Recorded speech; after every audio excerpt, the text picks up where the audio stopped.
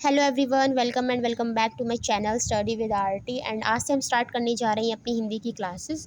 जैसा कि आप सभी को पता है कि हरियाणा का अभी टेट होने वाला है और सीटी होने वाला है, जिसमें आपकी जो हिंदी है वो काफ़ी अच्छे नंबर स्कोर करती है। आपकी हरियाणा स्टेट में जो आपकी हिंदी है वो 15 मार्क्स की आती है और सीटी में आपके हरियाणा आपकी जो हिंदी है वो 10 मार्क्स की आती है आपके हरियाणा के एग्ज़ाम में। और जहाँ पर भी आपकी हिंदी देखने को मिलती है, हरियाणा के जिस भी एग्ज़ाम में आपकी हिंदी आती है उन सभी एग्ज़ाम्स के लिए ये क्लासेस इंपॉर्टेंट रहने वाली हैं। तो चलिए अपनी क्लास को स्टार्ट करते हैं। और हमारी क्लास का आज डे 1 है और डे 1 का जो टॉपिक रहने वाला है वो है संज्ञा नाउन। काफ़ी ईजी टॉपिक है। और जब कभी भी हम हिंदी व्याकरण पढ़ते हैं यानी हिंदी ग्रामर पढ़ते हैं तो हमारा जो सबसे फर्स्ट टॉपिक रहता है वो संज्ञा रहता है। संज्ञा को एक तरीके से हम बेस मानते हैं और उसके बाद वाले जब हम संज्ञा यानी अपने बेस को क्लियर कर लेते हैं उसके बाद हम आगे चलते हैं, क्योंकि जब तक आपका बेस क्लियर नहीं होगा फिर आपको आगे वाली चीज़ें समझ में नहीं आएंगी। इसीलिए कभी भी आप हिंदी ग्रामर को स्टार्ट करोगे तो सबसे पहले आपको संज्ञा ही पढ़नी पड़ेगी, क्योंकि संज्ञा एक बेसिक चीज़ें हैं। अगर आपको बेसिक चीज़ें आ गई तो आप एडवांस चीज़ों को सीखने में काफ़ी ईजी हो जाएगी आपकी। ठीक है, बहुत ही ईजी हो जाएगा। चलिए स्टार्ट करते हैं। वैसे तो अगर आपने कभी भी हिंदी पढ़ी होगी या फिर कभी भी किसी भी हरियाणा के एग्ज़ाम की तैयारी की होगी तो आपने ज़रूर संज्ञा पढ़ी होगी। तो ऐसा नहीं है कि संज्ञा आपको नहीं आती, बट एक बार रिवाइज़ करने की ज़रूरत है, क्योंकि हम एकदम फ्लो वाइज़ चलेंगे। सबसे पहले हम संज्ञा करेंगे, फिर स्वरनाम, फिर इस तरीके से हम अपर लेवल पर चलेंगे। अगर आपको संज्ञा आती है तो भी अच्छा, नहीं आती तो भी ठीक है। अगर आती है तो आपका रिवीजन हो जाएगा, नहीं आती तो आप सीख लोगे। तो चलिए स्टार्ट करते हैं। बहुत सारी हमने बातें कर ली हैं, अब अपनी क्लास को स्टार्ट करते हैं। चलिए देखिए भाई, यहाँ पे है आपकी संज्ञा नाउन। इसकी परिभाषा क्या होगी, आप सभी को पता है कि किसी भी चीज़ का नाम यानी किसी भी व्यक्ति, स्थान, वस्तु, भाव आदि सभी के नाम को हम संज्ञा कहते हैं। तो परिभाषा यानी डेफिनेशन लिखने में आपको बिल्कुल भी कठिनाई नहीं होगी। तो किसी व्यक्ति, वस्तु, स्थान, जाति अथवा भाव के नाम को संज्ञा कहते हैं। अब आते हैं संज्ञा के भेद। अगर हम संज्ञा के मूल भेद की बात करें तो संज्ञा के मूल भेद कितने होते हैं? 3। इस तरीके से भी आपके एग्जाम में क्वेश्चन आ जाएंगे कि भाई संज्ञा के मूल भेद कितने होते हैं, संज्ञा के कुल भेद कितने होते हैं। तो आपको इनमें डिफरेंस पता रहना चाहिए कि संज्ञा के जो मूल भेद है वो आपके 3 होते हैं, संज्ञा के कुल भेद आपके 5 होते हैं। और जो संज्ञा के मूल भेद 3 है वो कौन कौन से? आपके व्यक्तिवाचक संज्ञा, जातिवाचक संज्ञा, भाववाचक संज्ञा। ठीक है। और जो जातिवाचक संज्ञा है उसी में आपका द्रव्यवाचक और समूहवाचक है। नेक्स्ट अगर हम बात करें कुल भेद की तो कुल भेद आपके 5 है, जिसमें व्यक्तिवाचक संज्ञा, जातिवाचक संज्ञा, समूहवाचक संज्ञा, द्रव्यवाचक संज्ञा, भाववाचक संज्ञा आती है। तो यहाँ से आपका एक क्वेश्चन क्लियर हो जाता है कि मूल भेद कितने हैं, कुल भेद कितने हैं। आइए नेक्स्ट की तरफ चलते हैं। फर्स्ट है आपका जातिवाचक, सॉरी व्यक्तिवाचक, और सेकंड आपका जातिवाचक। यानी हम हरियाणा के संज्ञा के कुल भेद की बात कर रहे हैं, जो कि कितने हैं आपके 5। उनमें से हमने उठाए हैं आपके व्यक्तिवाचक और जातिवाचक। फर्स्ट अगर हम व्यक्तिवाचक की बात करें तो आपको देखिए यहाँ पे इसके नाम में ही व्यक्ति आ रहा है, यानी जो किसी एक के बारे में बताए, यानी व्यक्ति तो एक ही होता है ना। तो जो भी चीज़ किसी भी एक के बारे में बताएं, अब वो एक क्या है भाई, किसी का नाम राम, किसी एक ही व्यक्ति का तो नाम है श्याम, किसी एक ही व्यक्ति का तो नाम है। जो हमें एक व्यक्ति का बोध कराए, यानी जिन शब्दों से एक व्यक्ति का या फिर एक चीज का बोध होता है उसे हम व्यक्तिवाचक संज्ञा कहते हैं। जैसे कि राम, श्याम, भारत, अमेरिका। अब देखिए भारत क्या है, देश, बट भारत तो एक ही देश है ना, एक ही चीज का बोध हो रहा है। ठीक है। नेक्स्ट है आपका जातिवाचक संज्ञा। इसमें क्या है, इसमें संपूर्ण जाति का बोध हो, एक ही प्रकार की वस्तुएं व व्यक्तियों का बोध हो, बट वो होनी एक ही प्रकार की चाहिए। बेशक से है वो पूरी जाति, बट है कैसी, एक प्रकार की। जैसे कि भाई लड़का, अब इसमें हम ओनली लड़का की जाति की बोध कर रहे हैं, यानी लड़का, जितने भी लड़का हैं उन सभी की जाति का बोध कर रहे हैं। उसमें इसमें हम लड़कियां नहीं ले रहे। क्यों? क्योंकि एक ही प्रकार की हमने बोला है कि एक ही प्रकार की व्यक्ति हो, एक ही प्रकार की वस्तुएं हो, बेशक से वो ग्रुप में हो, बट होनी चाहिए वो एक प्रकार की। जैसे घोड़ा, अब यहाँ पे हम किसी एक घोड़े की बात नहीं कर रहे हैं, हम सभी घोड़ा की बात कर रहे हैं। अगर मैं कहती सफ़ेद घोड़ा तो हम सभी घोड़ों में से ओनली एंड ओनली सफ़ेद घोड़ा की बात करते हैं, तो वो आपका व्यक्तिवाचक हो जाता है। क्यों? क्योंकि हमने उसमें से एक उठा लिया। बट अब हम घोड़ा की बात करें तो जितने भी घोड़ा हैं सभी के बारे में हम बात करें तो यहाँ पर ये हो जाएगा जातिवाचक। नेक्स्ट है आपका नदी। तो यहाँ पर सारी नदी आ गई, हमने किसी एक नदी के बारे में नहीं बोला, किसी एक नदी का नाम लेकर नहीं बोला। अगर हम एक नदी का नाम लेकर बोलते जैसे गंगा, गंगा नदी, तो वो क्या हो जाता, वो व्यक्तिवाचक हो जाता। क्यों? क्योंकि हमने उसमें से एक चीज़ उठा ली। अगर हम नदी बोल रहे हैं तो हम फिर सारी नदियों की, जितनी भी नदी है संसार में, सभी नदी के बारे में बात कर रहे हैं, तो वो क्या होगी, वो उसकी जातिवाचक संज्ञा होगी। तो आई होप आपको ये दोनों समझ में आए होंगे, क्योंकि दोनों को, अगर आप दोनों को डिफरेंस करते हुए पढ़ोगे तो आपको काफ़ी अच्छे से व्यक्तिवाचक संज्ञा और जातिवाचक संज्ञा की परख होगी। आई होप आपको जातिवाचक और व्यक्तिवाचक समझ में आया होगा। अब मैं आपको ना कुछ क्वेश्चन से बताती हूँ, ठीक है। जिस तरीके से आपके एग्जाम में आपको क्वेश्चंस देखने को मिलेंगे, दोनों में से, जातिवाचक में से भी व्यक्तिवाचक में से भी। अगर मैं कहूँ यहाँ पर कि भारत में जय चंदों की कमी नहीं है, नंबर सेकंड है विभीषण जैसा भाई किसी को नहीं चाहिए। थोड़ा ना राइटिंग को इग्नोर करना, ठीक है। अभी चलो इनमें से बताओ, यहाँ पे जयचंद को अंडरलाइन कर दिया, यहाँ पे विभीषण को। अब आपको फर्स्ट में से बताना है कि भारत में जयचंदों की कमी नहीं है। यहाँ पे जो रेखांकित शब्द है उसमें कौन सी संज्ञा है, तो आप बताइए जयचंदो। आप कहोगे कि ये तो किसी का नाम है, अभी आपने बताया कि भाई किसी का नाम आ जाए, किसी एक व्यक्ति के बारे में बात हो तो वो व्यक्तिवाचक संज्ञा होती है। बट यहाँ पे क्या होगा, यहाँ पे जो जयचंदो है, देखिए आप यहाँ पे देखिए ये क्या है, एक बहुवचन में आ रहा है। तो यहाँ पे एक जयचंद की बात नहीं हो रही, यहाँ पे सभी जयचंदों की बात हो रही है जो कि गद्दार होते हैं।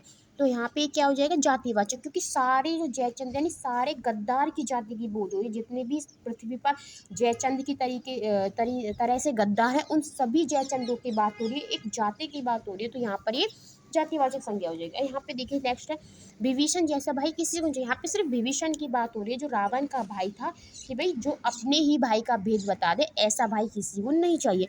तो यहाँ पे विभीषण यानी एक के बारे में बात हो रही है, तो यहाँ पर ये हो जाएगा व्यक्तिवाचक संज्ञा।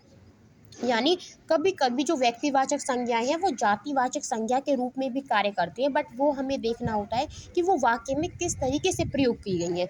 अगर हम उन्हें वाक्य में बहुवचन की तरह से प्रयोग करते हैं तो जो व्यक्तिवाचक संज्ञाएं हैं वो आपकी जातिवाचक संज्ञाएं बन जाती हैं। जैसे कि देखो यहाँ पे जयचंद, जयचंद क्या है, एक वचन है, ठीक है। अब एक वचन है तो हमने व्यक्तिवाचक संज्ञा के अंदर ले लिया। अगर मैं इसी को बहुवचन जय चंदो लिख दूँ तो यहाँ पर ये व्यक्तिवाचक से जातिवाचक संज्ञा बन जाती है।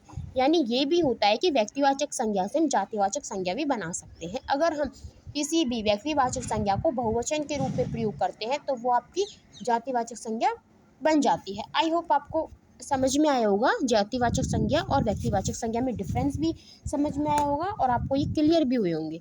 अब चलते हैं हम नेक्स्ट की तरफ। नेक्स्ट है भाई प्रकृति के तत्व व सभी चीज़ें जातिवाचक संज्ञा में आती हैं। जो प्रकृति के तत्व होते हैं, ठीक है, जो आपकी नेचुरल चीज़ें होती हैं वो सभी जातिवाचक में आती हैं, ठीक है। जैसे कि आंधी, तूफान, वर्षा, ज्वालामुखी, तो ये सभी क्या, ये सभी प्राकृतिक चीज़ें हैं। तो आप इनको किसके अंदर रखोगे, व्यक्तिवाचक संज्ञा, सॉरी जातिवाचक संज्ञा के अंदर। नेक्स्ट है भगवान से जुड़ी, भाई भगवान तो एक ही होता है ना, अब जो एक है उसको तो हम व्यक्तिवाचक संज्ञा कहते हैं। तो भगवान से जुड़ी चीज़ें हैं वो व्यक्तिवाचक में आएंगी और प्राकृतिक से जुड़ी चीज़ें हैं वो जातिवाचक में आएंगी। नेक्स्ट है जैसे भगवान से जुड़ी चांद, सूरज, भाई चांद तो एक ही है और सूरज भी एक ही है। नेक्स्ट व्यक्तिवाचक संज्ञा से जातिवाचक संज्ञा, मैंने अभी बताया कि व्यक्तिवाचक संज्ञा से आप जातिवाचक संज्ञा बना सकते हो। कैसे, यहाँ पे देखो विभीषण एक वचन है तो ये व्यक्तिवाचक है, बट आपने विभीषणों कर दिया जो भेद बताने वाला। अब यहाँ पे यहाँ पे विभीषण, तो यहाँ पे तो हम इसको रावण का भाई बोल रहे हैं, बट जैसे ही हमने इसको बहुवचन में बनाया यानी विभीषणों में बनाए, तो यहाँ पे ये जो विभीषणों है ये रावण के भाई नहीं, क्योंकि रावण का भाई तो एक ही था। अब यहाँ पे जो विभीषणों ये भेद बताने वाला हो गया। नेक्स्ट है जयचंद्र, ठीक है। तो जयचंद्र क्या है, यहाँ पे एक है, भाई एक है तो ये व्यक्तिवाचक में आएगा, बट जैसे ही हमने इसमें बहुवचन बना दिया, जयचंद्रो बना दिया, तो अब यहाँ पे वो ये जयचंद पृथ्वीराज चौहान का फ्रेंड नहीं है, अब ये क्या है, ये गद्दार है जो गौरी के साथ मिल गया। यहाँ पे हरिश्चंद्र, हरिश्चंद्र एक ही है क्योंकि यहाँ पे ये एक है तो ये व्यक्तिवाचक के रूप में, बट अगर हमने इसे बहुवचन बना दिया, हरिश्चंद्रो कर दिया, तो ये क्या हो गया, ये सत्यवादियों में आ गया, यानी जो भी सत्य बोलते हैं सभी के लिए प्रयोग हो गया। अब जो सभी के लिए प्रयोग हो रहा है तो वो तो जातिवाचक बन जाएगा ना। तो इस तरीके से व्यक्तिवाचक से जातिवाचक बना सकते हैं। नेक्स्ट है थर्ड जो पॉइंट है वो द्रव्यवाचक संज्ञाएं हैं। तो द्रव्यवाचक आपको पता है द्रव्य क्या होता है, द्रव्यवाचक संज्ञाएं तो जो किसी मापतोल वाली वस्तु का बोध कराती है भाई, जिनको हम गिन नहीं सकते, माप सकते हैं, तोल सकते हैं, ठीक है। या फिर ऐसे कर सकते हो द्रव्यवाचक संज्ञा में जिससे कोई चीज बनाई जाती हो, ठीक है, जिससे आप कोई चीज बनाते हो वो भी द्रव्यवाचक संज्ञा के अंदर आती है। या फिर जिसको मापा और तोला जाए, गिना नहीं जाए, सोना, ठीक है। सोना क्या है, द्रव्यवाचक संज्ञा है। अभी सोना को आप गिन थोड़ी सकते हो, ऐसे थोड़ी कहो कि मैं एक सोना लाया हूँ, मैं दो सोना लाई हूँ, आप कहते हो मैं एक तोले लाया हूँ, दो तोले लाया हूँ, ठीक है। इस तरीके से इनको क्या करते हैं, मापते हैं, तोलते हैं। नेक्स्ट है चांदी, तेल, तेल को भी तोला जाता है, 1 लीटर, 2 लीटर, घी, धान, चीनी, चावल, दूध, छाछ, पानी, सरसों, गेहूं आदि, इन सभी को क्या, इन सभी को भी तोला जाता है। यहाँ पे मिट्टी भी आ जाएगी, द्रव्यवाचक संज्ञा में मिट्टी भी आ जाएगी। क्यों, क्योंकि मिट्टी को भी नहीं गिनते, मिट्टी को भी मापते तोलते हैं, और मिट्टी से बर्तन बनाए जाते हैं। तो अभी मैंने बताया कि जिन चीज़ों से हम किसी अन्य चीज़ को बना सकते हैं उस वो भी हमारे द्रव्यवाचक संज्ञा में आते हैं। जैसे सोना, सोना से आप हार बना सकते हो, गले में पहनने वाला गहना, है ना। तो यहाँ पे सोना क्या है, ये आपका द्रव्यवाचक संज्ञा है। नेक्स्ट है द्रव्यवाचक संज्ञा को ही पदार्थ, भाई मैटर पदार्थ, सोना एक पदार्थ ही तो है, गोल्ड सिल्वर, तो द्रव्यवाचक संज्ञा को ही पदार्थवाचक संज्ञा भी कहते हैं।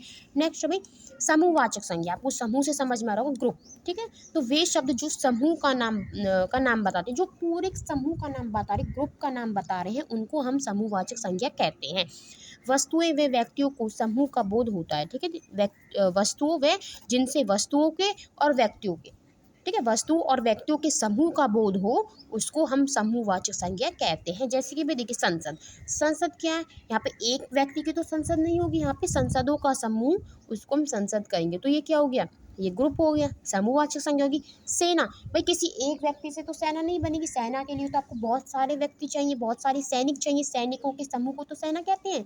तो यहाँ पे क्या होगा, समूह आ गया ना, ग्रुप आ गया, बहुत सारे सैनिकों का ग्रुप, तो यहाँ पे क्या हो गया, समूहवाचक संज्ञा होगी। गोंद, गोंद किसको कहते हैं, जो केले के गुच्छे होते हैं। अब इसमें एक केला तो होगा नहीं, एक केला होगा तो आप उसको केले के गुच्छे थोड़ी कहोगे उसको, तो एक केला कहोगे, तो केले के गुच्छे गोंद कहते हैं। वो भी आपका समूहवाचक संज्ञा में आता है, जिसमें एक से अधिक चीजें हो, एक से अधिक व्यक्ति हो, एक से अधिक वस्तुएं हैं, एक ग्रुप का बोध कराते हैं, उनको हम समूहवाचक कहते हैं।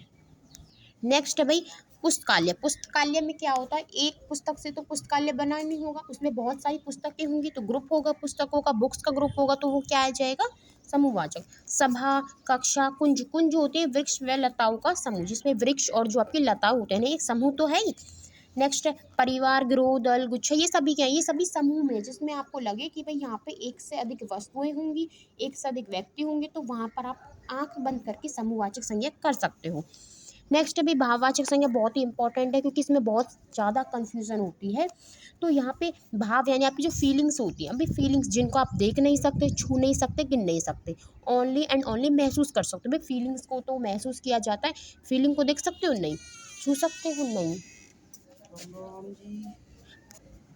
तो भाववाचक संज्ञा होती है फीलिंग्स, जिनको आप देख नहीं सकते, छू नहीं सकते, गिन नहीं सकते, ओनली एंड ओनली महसूस कर सकते हो, ठीक है। तो वे शब्द किसी व्यक्ति, वस्तु या गुण धर्म का भाव का बोध, यानी किसमें गुण का और धर्म का, किसी भी व्यक्ति की, किसी भी वस्तु की अगर वो गुण और धर्म का या फिर भाव का बोध करा रहे हैं, वो आपकी भाववाचक संज्ञा होती है। गुण कैसे होता है भाई, वो लंबा है, लंबाई, चौड़ाई, सुंदरता, चालाक, ठीक है, ये सब ये गुण। दशा क्या भी, कैसे दशा है, बचपन की दशा है, यौवन है, बुढ़ापा है, प्यासा है, भूखा है, मोटा है, ठीक है। दोष क्या है ना, क्रूरता है, फिर भद्दा दिखता है, ये सभी क्या दोष है।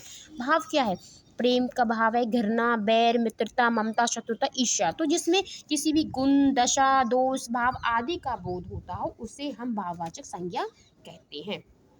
आई होप आपको संज्ञा समझ में आई होगी। तो आज हमने संज्ञा का जो टॉपिक है वो एकदम से फिनिश कर दिया है, और हमने संज्ञा काफ़ी डिटेल भी समझे, काफ़ी अच्छी तरीके से समझी है। और नेक्स्ट वीडियो में हम संज्ञा वाले टॉपिक से रिलेटेड जितने भी PYQ हैं उनको हम करेंगे। और आप इनकी मुझमें नोट्स की PDF तो है नहीं, तो आप वीडियो के साथ साथ नोट्स बना लेना, काफ़ी अच्छे नोट्स हैं और काफ़ी शॉर्ट फॉर्म में दे रखी है, इतना कोई बड़ा नहीं। एक दिन में ही, एक दिन में क्या, आप 10 मिनट में ही अगर आपने अब अच्छे से संज्ञा समझ ली, तो एग्ज़ाम के टाइम आप 5 मिनट रिवाइज करोगे, आपकी संज्ञा ऑब्वियसली क्लियर हो जाएगी। और संज्ञा से भी आपको एग्ज़ाम में 1 या 2 क्वेश्चन तो देखने को ही मिलेंगे। तो चलिए आज की वीडियो के लिए इतना ही। नेक्स्ट जो हम डे सेकंड में हम आपका स्वर्णम वाला टॉपिक करेंगे, तो उसके लिए आपको तैयार रहना है। देन बाय, और आप आज अपने नोट्स बना लेना।